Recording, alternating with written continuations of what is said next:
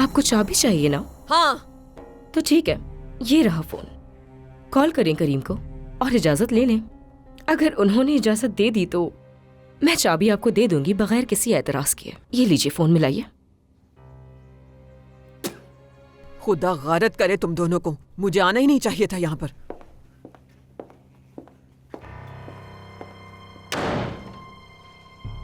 क्या हो गया इस बुढ़िया को? गुस्सा तुबा पर है और यहाँ आकर बदवाएं हमें दे दी। कोई तमीज ही नहीं है। अम्मी, आप क्यों गुस्सा कर रही हैं? अब हमें कोई तंग नहीं करेगा, बैठ जाए आप। छोड़े उन्हें, बैठ जाए, कॉफी पिए आप।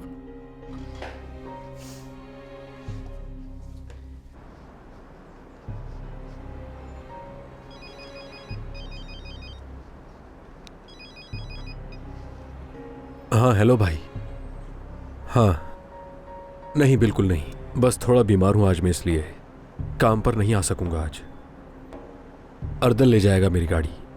हाँ हाँ, शुक्रिया शुक्रिया, खुदा हाफिज। ठीक है।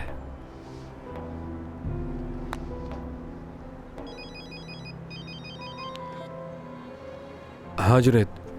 जिम, क्या कर रहे हो मेरे भाई? तबीयत कैसी है तुम्हारी? और कैसा होऊंगा मैं भाई, तुम्हें तो मालूम है। खुद को इतनी तकलीफ मत दो यार।